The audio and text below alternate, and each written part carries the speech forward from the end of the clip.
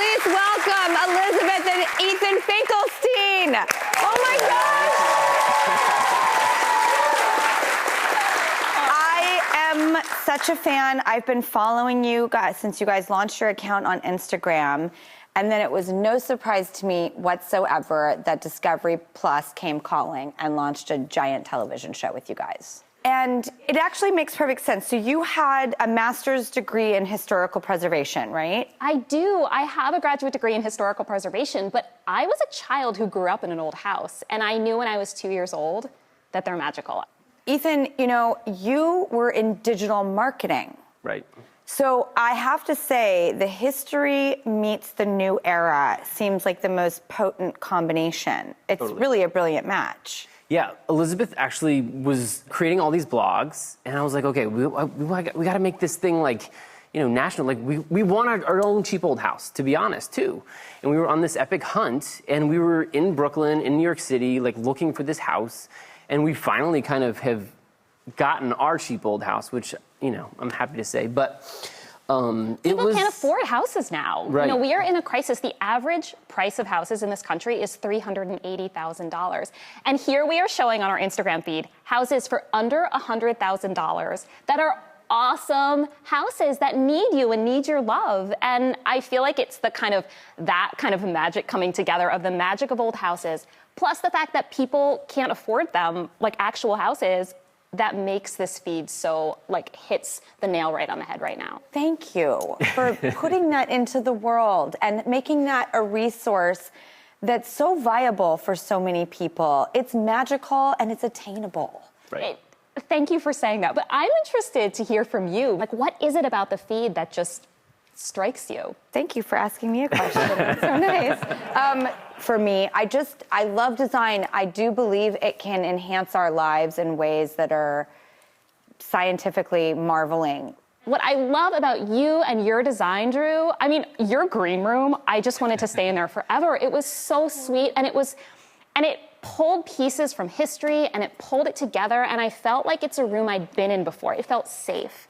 And I think that when people look through images of these cheap old houses, they're feeling a familiarity where they felt comfortable in their grandmother's kitchen. They felt comfortable going to Thanksgiving at their, aunt's house that had that same sink.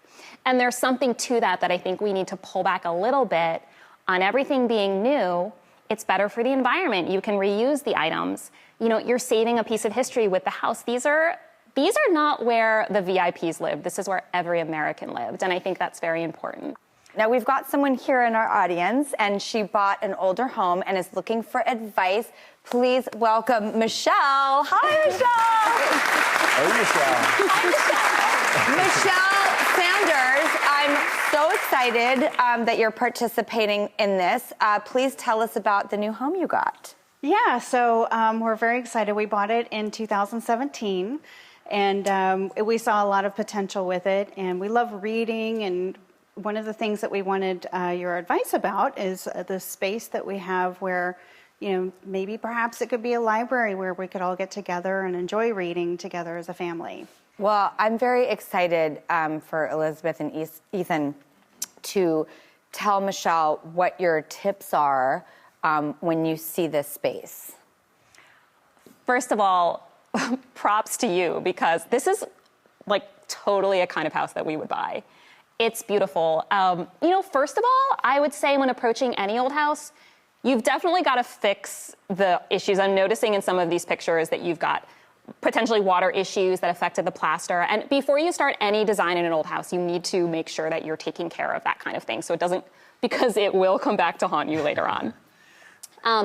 But then I would say spend a lot of time immersing yourself in the original intention of your home. So this house was built in the 1880s.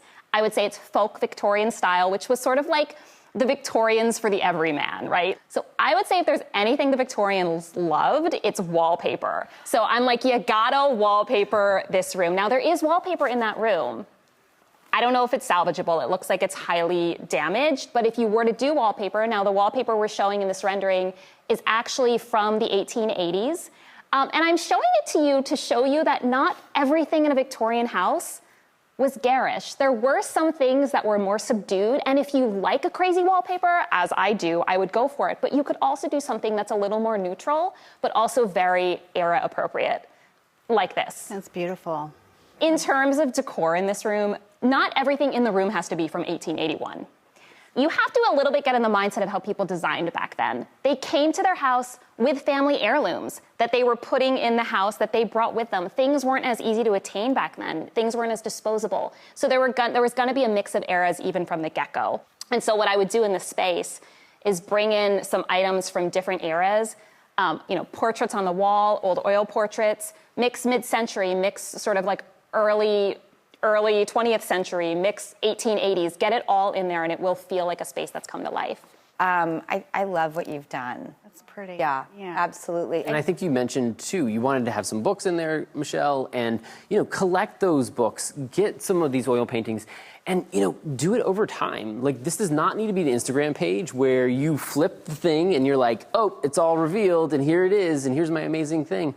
And the last thing that I do want to tell you is save a bit of the history of this house, because you have that wallpaper that was there in the before picture, and you can bring it into the new life of this house, and you can make the new story kind of incorporate some of that old history by bringing it with you to the new modern space.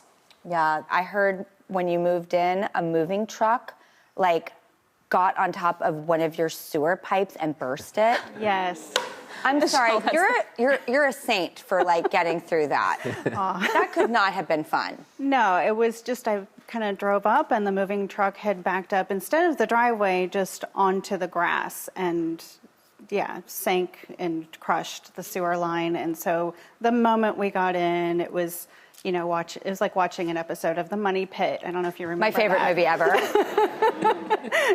And then the appliances went, and then we pulled the carpet up. It's like, oh, there's stuff glued to the floor. So there were lots of little surprises, but you have to laugh. The comedy, the Money Pit, the floors, the walls, that's the stuff I love. And that's the stuff we all relate to. Yeah. Life isn't a before and after, it's a during. So thank you. Thank you, Michelle. You're having me.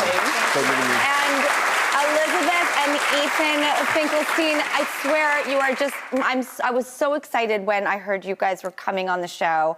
So be sure to check out Cheap Old Houses, streaming now on Discovery Plus and on HGTV. We'll be right back.